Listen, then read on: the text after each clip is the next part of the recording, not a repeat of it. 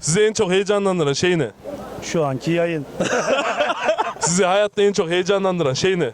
Abi o benim sevgilimle benim aramda olan. Hayatında seni en çok heyecanlandıran şey ne? Sevdiğim kız. İsmi?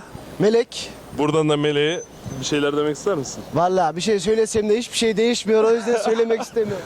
Hayatınızda en çok sizi heyecanlandıran şey ne? Başarı. Benim için. Peki sizinki? Eğitimde başarı olmak, yani eğitim hayatımda başarılı olmak. Hayatınızda sizi en çok heyecanlanan şey ne? Çocuklarımla beraber olmak, çocuklarımın olması. Senin kardeşin? Benim matematikten geçmek. Hayatınızda sizi en çok heyecanlandıran şey ne? Sevgilim. Sizin? Bilmiyorum. Sizi en çok heyecanlandıran şey ne? YGS sonuçlarını beklerken çok heyecanlandım. Mikrofon burada sen Gel gel. Ya. Söyle. YGS sonuçları çok heyecanlandım. Peki sizin? Beni de gireceğim YGS heyecanlandıracak gibi duruyor. Sizi en çok heyecanlandıran şey ne?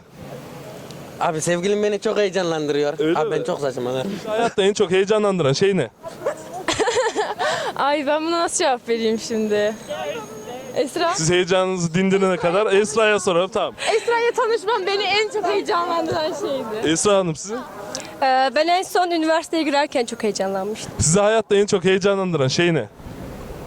Heyecanlandıran şey gezmek. Sizi hayatta en çok heyecanlandıran şey ne? Çok güzel bir soru. Okulum. Okulunuz. Peki sizin?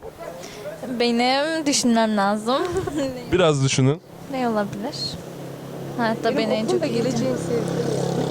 Evet, aşk. Aşk. Evet aşk. Güzel. Aşk sizi heyecanlandırıyor. Sizi hayatta en çok heyecanlandıran şey ne? Annemin okula gelmesi. Sizi hayatta en çok heyecanlandıran şey ne? Hayat zaten bir heyecan yumağıdır yani her an heyecan doludur.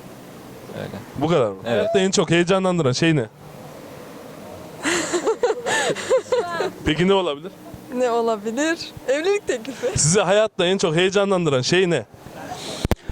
Kemal Sunal filmleri. Sizinle bir röportaj yapabilir miyiz? Sağ ol. Bize çok yardımcı oluyorlar. Ben bayılıyorum ya böyle olunca. Cidden bak. İnsanlar çok şey ya. Söyle dayım. Üşüdüm. Daldan armut düşürdüm. Armudumu yemişler, bana cüce demişler. Cücelikten çıktım, ablama gittim. Ablam pilav pişirmiş, içine sırçan düşürmüş. O sırçanı ne yapmalı? Minareden atmalı.